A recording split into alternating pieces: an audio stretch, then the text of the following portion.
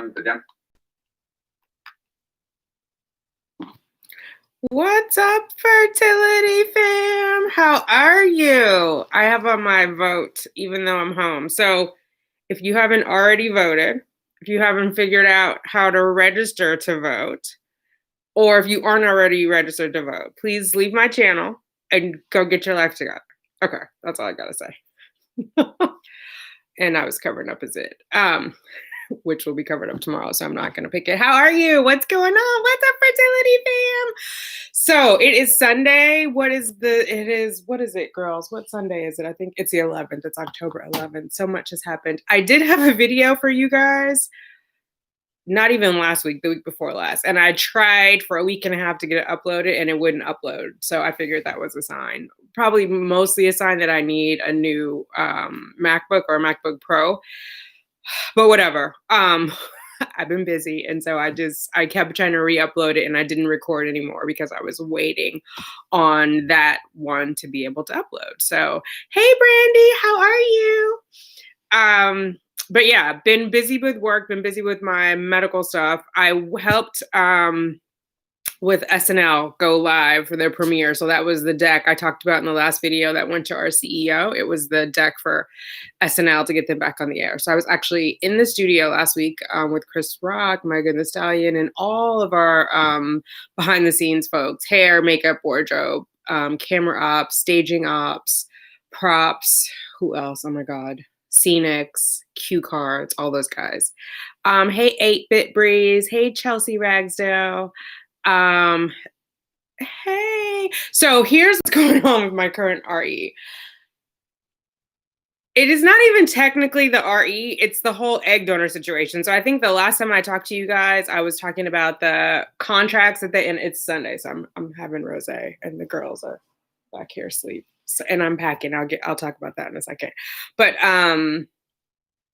so the RE that I'm currently with, Share Fertility Institute, does not have its own in-house egg donor program. So they gave me a list of egg donor places, clinics to go to. And so on the web, I went to all of them. I found a donor that I liked. I reached out. They sent me this contract. They were trying to get me to sign up with their lawyer. I wanted to use my own lawyer. Then they came back with my clinic wanted a match sheet. So the RE said they need to know, right, that this person is a match for me and that I would be able to carry an embryo that was created from an egg by this person. Then the clinic, and they're out in California, hit me with, they need a $16,000 deposit. And so that was before the match sheet was created. So lots of phone calls were made, trying to figure out what my coverage included. And this is basically like their finder's fee. Let me go back a second too, because the way my policy works, I can't use already frozen eggs because there are some egg banks and then there are egg donor clinics. So I can't use a pre-frozen, like pre-cycled egg. So it has to be fresh. So my RE wanted a match sheet and they wanted $16,000. So then I was like talking to my benefits team and they were, saying that basically they can charge whatever they want. That part's not covered. So fine. So then I was thinking, if they need that before the match sheet, if it's not a match, do I get a refund? Hey, Kawanda, what's up? Hey, is it Chelsea or Chelsea? Probably Chelsea. Hey, Chelsea. So that does multiple egg retrieval for donation. It's out of Arizona. There is a place in Arizona that has an egg donor bank, but they don't do fresh cycles. So they're already frozen. There was 2 people out of this egg bank in Arizona that I liked as far as like a match for me, but they won't do fresh cycles. The one way they would do a fresh cycle, I take that back. They would do a fresh cycle if I did a family plan and we would do it from scratch. However, they would not send a match sheet and they would not let the donor talk to my doctor. So the way that it works is the doctor would have to prescribe them the medication. And then the medication comes from my insurance. I pay for it and it's shipped to them. So it's all sorts of levels of complicated. Hey, it's you're CJ. Hopefully I'm saying that right, guys. Sorry if I'm mispronouncing. Anyway, so those of you guys who've been with me for a minute know I was with Dr. McConnell over at Columbia before, and I left Columbia and went to Share because they had more experience with advanced maternal age moms, right? However, the doctor that I was with, Dr. O, is now gone, so I would be going to Dr. Tortiello, Dr. T, who I've actually never met before, but I was like, hey, I'll stay with this person. I mean, I'll stay with this clinic to get with this person. I don't know if any of that makes sense now. So I think I'm just going to go back to Columbia. So I talked to the fertility benefits advocate that I have. I talked to her last, I think, Thursday. And so she's going to put me back in with Columbia. I have a meeting with Dr. McConnell. I think it's either late next week or early the week after. To go over like what is their egg donation process. But I know for a fact Columbia does all the egg donation part for you. Like I don't have to keep talking to a different clinic. I would tell Columbia what I want. They will match me with a donor and then they sort out all the rest. They're already in contact with them. So it's not a problem like to get them the prescription, et cetera, et cetera. So it just kind of works better with my insurance. So, but from everything and everybody that I talked to, there's probably no way that this is going to happen by December. Like it would be by the luck of God, basically, that it would all get done by December because we are in October now and we would have to sync cycles. So I'm going to talk to Dr. McConnell and then hopefully they can identify someone for me quickly by November. We would sync cycles in December and then we would be able to do egg retrieval in January.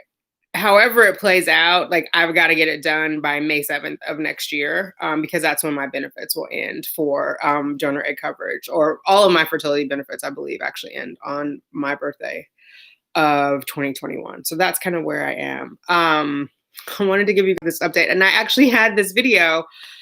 Well, I hadn't gotten in touch with Dr. McConnell yet or been connected or transferred to that area yet, but that was what I was thinking, just because I don't know, Dr. T. This share is not like I have to start all over with the egg donation process. I have to find, it's just a lot of work. I don't know diddly doo wop about donor eggs or clinics or how that works. And so if Columbia handles that, like, why not go back to them? And I really like Dr. McConnell, had a good experience. Again, was looking to have someone who had more experience with advanced maternal age, or not experience, but who had success, because you know how they report their numbers. They had success with reporting out. They report out like what their birth rates are, what their pregnancy rates are from IVF with donor eggs, and or I'm sorry, with your own eggs, advanced maternal eggs with your own eggs, and Share had better rates than Columbia. But now that I'm like probably going to end up with donor eggs, I mean, I'm doing a tandem cycle, but because I probably am going to end up with donor eggs, and I'm running out of time, so I just want to do both, and then we'll go with whatever we have, which based on history and patterns, it's probably going to be donor eggs. So I'm going back. Hey, Cindy. What's your coverage of benefits and through who? So my benefits are covered through my employer. And I have to do another egg retrieval with CNY. I've used all my embryos. Oh, wow. Okay. Why does your benefit end? Because they end at 50 for my employer, the benefits they offer. End at 50. So 5/7 next year is my 50th birthday. So that's when it happens. Hey, Angela, praying everything will go smoothly. It would be awesome if your donor was naturally synced with you. Oh, I didn't even think about that. That's a good point. That would be awesome. Mine end at 45. So how far away are you, Cindy, from when yours end? Let me go back to what my coverage is. So right now I have full coverage until the age of 50. It would cover my retrieval. It will cover the donor's retrieval. It will cover the medication, except for the copay for myself and the donor.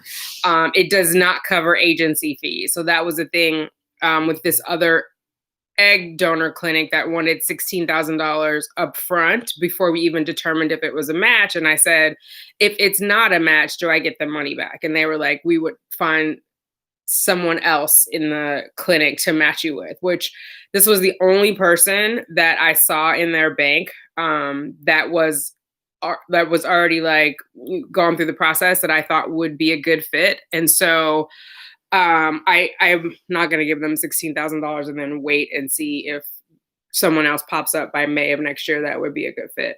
Um, yeah, that sounds crazy to me. So Columbia has people. They also actively recruit new people because it's like a larger fertility place. And so if they don't already have someone that's pre-screened for me, they're actively recruiting people so they could find someone probably rather quickly. I don't know that this egg donor place in California would do that. Either way, I found out I'm going to have to do a psych eval just as the donor has to do a psych eval. So all that has to happen. Yeah, it's a lot. It's a lot more in depth. So I would say anybody who is like 42 or above, even if you don't think you'll ever do donor eggs, just do a little bit of research on it. Cause now I feel like I'm drinking from a fire hose trying to understand all the information about the donor eggs, which is a little crazy. And I'm moving, which is why I'm sitting here. I applied for a condo. I'm waiting to officially hear, like I need approval from the board. But I think, I mean, they already have my money. They have my deposit, first month's rent, moving damage deposit. They have all of that. So hopefully everything goes well. I've got to be out of here technically by the 25th, but I've paid through the 31st of this month. So I could be here, I think, until the 31st. But I'd just like to have that time. And then, of course, elections are coming up and I'll be at work. I've been back at work since not I guess it was October 1st, September 30th, somewhere around there. I went back to help SNL go live, and then I was in last week for Today Show supporting that. Probably be in the office through elections. We'll see how it goes. It's just been a little crazy. So I've been there physically helping support the shows and helping keep people safe and all that fun stuff. But yeah, so packing is happening. Really, I only started in earnest yesterday. Like I've packed up this bookshelf and I've started packing up some of this stuff. The girls are here. They're sleeping. Hey girls. No, they're knocked out. Yeah, so there's just a lot of crazy stuff going on. Hey L Davis. What do you mean Chelsea holding you back is the meds? Like you don't want to take them or oh Cindy, so you'll be 40 in 2021, so you have benefits for 5 more years, right? So 2026, you have benefits until then. So you have a little bit of time. But you're also going to CNY, which isn't covered by your benefits, right? There's a med group for CNY and women can buy meds at discounted prices. Hey, Aisha. Princess Claire, hello. Blue and I are not together. We have not been together for 2020 at all. We broke up the first weekend of 2020. Money you have to pay out of pocket for meds. Okay. If you need info on donor egg, just let me know. I definitely need info on donor eggs. I need to understand like how it all works and when you're doing a fresh cycle. It just seems a little bit daunting. So I'm not going to go with that one clinic. I'm going to go back to Columbia where they'll do the IVF and they'll help me with the donor egg situation. Just because it's easier. I have a fridge full of meds. I actually need to check the dates because I'm packing right now. If they're not still good for January, I'm probably going to give them away, but let me just look at them and see what they are. It's Gonal F, Menopur. I already opened the HCG, so I can't, I mean, not the HCG, what is it? HGH, human growth hormone. So I don't think I can give that away, but yeah, there's definitely Gonal F and Menopur in there. So we'll see when those are expiring. Chelsea, and let me check on the dates. If you pay for the shipping, I will send them to you. But yeah, so it's just a lot going on. I was not expecting to be back at work so soon. I thought I was going back with the rest of the group in 2021, but because of the shows, the entertainment shows coming back, and then because of different shows having issues, they needed help. So it's been a little hard for me and the girls because they're only 4 months. So Cheyenne is helping and then we're supplementing with doggy daycare, but they have been like a little aggressive, like food aggressive. And I mean, I'm not complaining. They've been spoiled because normally I wouldn't have had all that time off to spend with them anyway. So I did get 2 months with them, but it definitely has been hard. And some of the stuff at work, I'm like, I left my puppies for this. Okay. Email. Okay, I will email you. Princess Claire. Enjoying your freedom. I too went through a breakup. It's been empowering and self-growth for you. Oh, good for you. New Hampshire Brady Bunch, still waiting for approval from the VA to pay for IVF. Like everything lately, it's hurry up and wait. Yes, it is hurry up and wait. It is hurry up and wait. Princess Claire, I don't know that it's been empowering. It actually has kind of been a non-event for me because of everything that's happened this year. Like we broke up that first week in the first weekend of the new year, and then I found out my mom had cancer, and then in February I was off in California. I was there 4 weeks, and then COVID really hit, and so I think I've just been kind of like moving and grooving. Obviously, everything wasn't perfect leading up to the breakup, which is why we broke up. So I'm just kind of taking it all in stride, I think.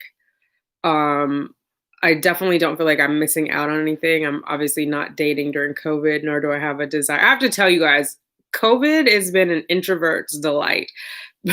So being in the house, being to myself has been great. Going back to work and talking to like strangers about COVID practices has been a little daunting. Being at home, being alone has been amazing. I did go out last weekend with the girls. I had them in their stroller. I had to drop off something for the board review for the condo.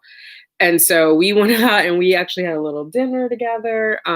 There was one guy who was flipping out that they were in a stroller, but they're too little to just like walk around. I mean, we walk some blocks, so they can walk, a block, but they can't go far. So I've just been enjoying life. Okay, Chelsea, I will email you and get the info. Hi, NG Mama Love. Ingrid, how are you? Me and my broken out face. You see this? I had my mask on when I started. I've been watching you. I'm sorry about your miscarriage. I was like, that was not good. In case you missed the top, everybody, please register to vote. All you U.S. citizens, vote if you haven't already voted. Via mail. If you're not registered, please figure that out. Get your life together. We need you to vote. And my little thing, I got this from, I gave money to the Democrats, but it says, kindness is everything. Science is real. Black lives matter. No human is illegal. Women's rights are human's rights. Love is love. So I definitely am about that life. Yeah. All good, babes. I'll keep trying for my rainbow. Oh yay, Fertility girl, get your groove on. I'm glad to hear that your spirits are still high. Thanks, L. Davis. Yeah. Princess, I'm so sorry to hear it. Oh, thank you. Mom is well. Mom is 100% cancer free. Sassy as ever. She had her port removed where she's doing her chemo. She's gained her weight back, which was she'd gotten down to like 89 pounds, which was super scary, but she's good. She's complaining like her tummy is a little flabby and she's always had a flat stomach. And I'm like, of all the things, girl, take it. But yeah, she's working on that, but she's good. Thank you. I think the whole thing with my mom taught me compassion and empathy in a way that I hadn't experienced it before. And so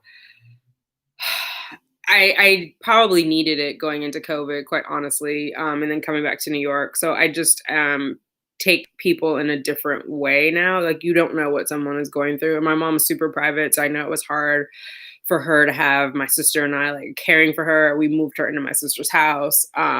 She's super private, super independent. Surprise, where do I get that from?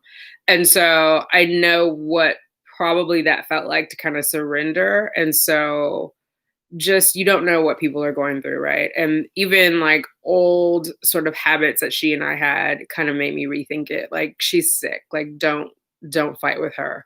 What you're fighting about is not important because you don't know when that last moment is going to be and you don't want it to be over something petty. So just like letting stuff go.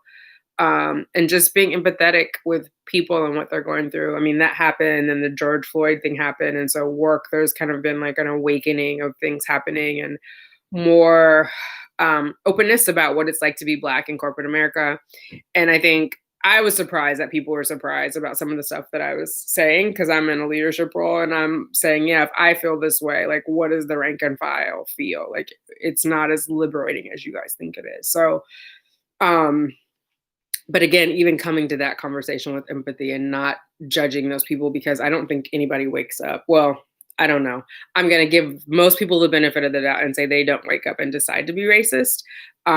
There's experiences that have led them through that. So I think all of it has just kind of made me more empathetic toward everyone. And so I think like what happened with Blue and I specifically, it was meant to happen that way. For whatever reason, it worked out as it should. And so I don't, we had tried multiple times, and I think for whatever reason, I don't know if we should have tried multiple times or we should have walked away. But I think walking away when we did probably made the most sense for both of us, timing wise, mentally, from a mental perspective, and everything else. So I think, wish him well, and hopefully he wishes me well too. Oh, I'm sorry that you lost your godmother from cancer. Yeah, definitely count my blessings, especially because she had peritoneal cancer, which is a form of ovarian cancer. And everyone that I talked to who's had a loved one who had it did not make it. And so, which is why I went out there straight away. I wanted to look after her. I wanted to be with her. And I also knew, that time was not on our side. And so I wanted to be there. So yeah, definitely very grateful that she came out cancer free. Of course, you have to wait the 5 years to like officially be in full remission, but she's done really, really well. And I think it was good for all of us. It was a good bonding experience. My sister and I are like 12 and a half years apart.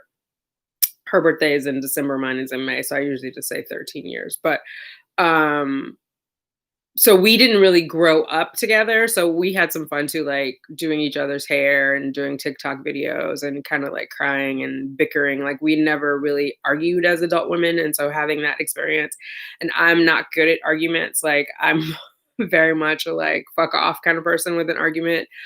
I don't have a lot of relationships where I have arguments and they last to the other side of the argument. And so definitely I love my sister and I wanted to figure out how to make that work. So that was a growing experience for me. So all in all, it ended up, I don't want to say a good experience. Good things came from the experience, all in all. I am sorry that you lost your godmother, El Davis. Um, oh yes, bringing up to speed. So I'm going for a new RE. And I'm saying new, but I'm going back to share. I'm going to talk to Dr. McConnell, have a consultation with her. And then I'm leaving share, going back to Columbia, which is where I was before. And so they have in-house donor egg program. So I don't have to sort of figure everything out. And overall, Columbia is just like a little more high touch than Share. Nothing was wrong with it. I would just say like Share is more like the Hilton, Columbia is more like the Plaza. Like they take care of all the stuff for you. And I just need that in my life right now, with the moving and everything else that's going on and the dogs and work and, everything. So that's what's going on. Hey, silly mommy. Timing and didn't end in chaos and pain. Yes, that is true. Not everyone is meant to be in our lives permanently. It's all about enjoying life as it happens. Absolutely. I left Columbia at first because of their advanced maternal age success rate with own egg IVF. And so that was why Share had a higher rate of AMA with own egg success in their annual reports. Does your mom know about my mom does know about my fertility journey. She does. And when I was there, I was like, will you help me pick out an egg donor? She was like, sure. Although now that's all in the wind and we're gonna start over with the donors. But yeah, she does know about it. It's funny because she was saying to me, she was commenting about me looking youthful and as other people do. And I told her it's because she had me as a teenager. So her telomeres were longer. So she had to look all that up because she was like, what? But yeah, because she was so young when she had me, it made her telomeres were already long. It made my telomeres longer. And so that is why I'm aging differently than like how my sister is aging or how someone would age if their mom was 40. As we get older, our telomeres get shorter. And so that impacts our eggs. So there's this whole research about that too, which I thought if that actually helped me thinking about donor eggs. So that way, if I do have a girl, like I'm not definitely kind of condemning her to bad fertility, because the older that I am when I have a child, then the shorter, if I use my own biological egg, the shorter that child's telomeres are. It doesn't matter as much for men, definitely much more for women, right? Because you're, how do I say this right? So I was inside of my mother, my like as an egg when she was inside of her mother, right? And so because that was like a shorter time from when I was born than if as a 49-year-old, those eggs are just my eggs are just older. I mean, I think we all know that on this fertility journey. So it just impacts like genetically what you're passing on. Um, yeah, even if you look at, this is a weird thing because Cheyenne and I talk about this. Like, take for instance Donald J. Trump, his youngest son Barron. He was much older when Barron was conceived, so Barron has different facial traits of Donald J. Trump than his younger children do. When because he was younger, his telomeres were longer when they were conceived, and so it just is like it's a snapshot of you at that moment, of the parent at that moment, that gets laid onto the children, if that makes sense. It's this whole biogenetic thing that I'm into with. That's why I take all the vitamins. Oh, and I will say before I look at this. So I was giving my mom vitamins while I was there, and she was saying, like, we talked about this the other day, like she thought it was all sort of hokey pokey stuff, but then she would see the results in her test, like, because she had to take weekly tests for it. So I was giving her like magnesium to help her relax, vitamin B, vitamin D, and then they would test her for it and it would go up. And she's like, oh, that really does have an impact. I always thought that that was like hooky pooky stuff that you were into. And I mean, I thought it was funny, but it was, I'm sure a lot of people think that, like, why are you taking all that stuff? And I do focus on stuff that is naturally in the body already and helping enhance that. So I always say start with your blood levels and see what's there first before you start supplementing, and then understand what each of those vitamins can do. So I'm not saying that that helped in her recovery, but she did see a benefit from it. Her doctors were, her doctors were encouraging of it, and so that was a good thing. I just wanted to throw that in.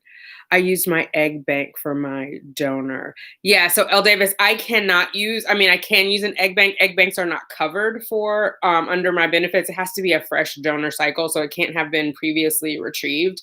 It's got to be a donor that's going to cycle with me, and we take meds together. That person's going to be virtually seen by my doctor. We're going to take meds together, and then we're going to time out the retrievals together at the same time. Hi, Marsha. Let's see. Egg bank. I have to run. Bye, NH Brady. You're probably gone already because I've been blabbing. CoQ10 is what I'm taking to enrich my eggs. Does it help with that side of it? It does help with that because it helps your mitochondria. So CoQ10, and there's one more. Oh my God, because I was supplementing it. If I don't remember it, I'll put it down there's one more that also helps increase your telomeres, that lengthen your telomeres. You can Google it though. How do I lengthen my telomeres? It's not oh my God, it's the one I was getting the infusions for.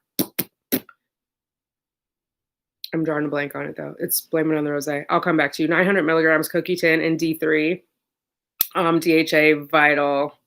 Those are all amazing. Yes, I believe the same as you, hun. DHEA does not increase your telomeres. It's the master glutathione. Glutathione helps with your telomeres. But you have to take it either in a liposomal, because if you take it just directly orally, your acid in your stomach is not going to allow maximum absorption. So you want to take it where it's suspended in liposomal. You take it sublingually, meaning hold it under your tongue and it absorbs through your bloodstream, or you get an IV infusion for that. So that will definitely help lengthen your telomeres.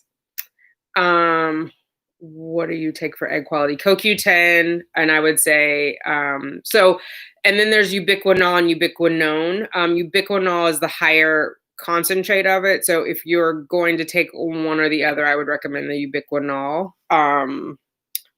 And I do 300 milligrams. It sounds like Ingrid's taking 900 milligrams, which is awesome and amazing if you could handle it. It does. I take mine in the morning because it gives you a little bit of an up.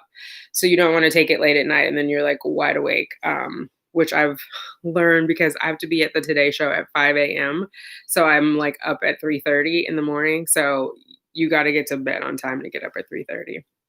DHA Vital by Zeta West. I take 2. DHA is good. That should be in any of your prenatal vitamins. That's good overall for us to take. And the B vitamins, D vitamins, especially with the COVID, I would get your vitamin D tested because we're inside more, so we're not getting as much sunlight. So definitely get that tested. CoQ10 before 6 p.m. Yeah, definitely. It's not like caffeine, but it has that kind of effect on you. So yeah, that's it. All right, ladies, I'm not going to keep you too long. I've been on here 30 minutes. I did want to come on and talk to you because, like I said, I've been trying to upload that damn video for over 2 weeks and I need a new computer, I think, which I'm probably not going to get till after the move. So it's just sluggish and slow and I'm impatient. So that is what's going on with me. Night, Ingrid. That's what's going on with me. I will keep you updated. I will try and record when I talk to Dr. McConnell. If not, I'll just take notes and let you guys know. And I'll get more of a laydown on how Columbia goes about the donor egg process. I know they have their own in-house donor egg search or whatever you want to call it. And so I will tell them what I'm looking for, like if that person needs to be college educated, if I want them to have dimples, how tall, how much they weigh, complexion, etc. And then they will find that person. I have my sperm donor, so we're all good there. Hopefully we can get it cracking and get it done in December, but all likelihood it'll be January. It's not the end of the world. Normally I try to get it all done in 1 year, but I haven't had a lot of medical treatment, so I haven't paid my deductible off, or my copay or whatever you want to call it, or co-insurance they call it. So one's a deductible, one's a co-insurance. I haven't paid it down, so I'm not going to cry about it. I just, again, need to get it done by 5/1 of 2021. So when do I plan the next live? Hey, Hope, I don't know. Oh, it's okay. You're on time because I didn't even announce that I was going on there. I do care about race for the donor. I would want the child to look like it came from me biologically. Just because, or at least for the female donor, I would want them to be African American or some blend of blackness there. So I don't even know if I should say African American. I would want them to be black. In some form or fashion for the female egg donor. So I think it's going to be complicated enough explaining to the child, like from day one, that I am your mom and dad, your biological mom and dad. I don't know who they are other than I picked them out of a catalog. So I think that's even a bigger hurdle if they don't at all look like me.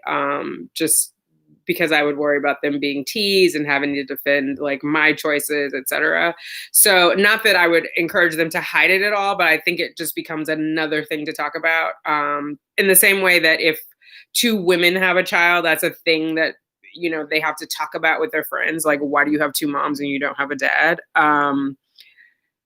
They'll talk about it and, they'll get over that hurdle, but I just don't want to add an extra thing. Cause even with the 2 women, like one of them is usually the biological parent, or in this case, it could very well end up that I am not biologically related to the child. So, yeah, I think that's just easier.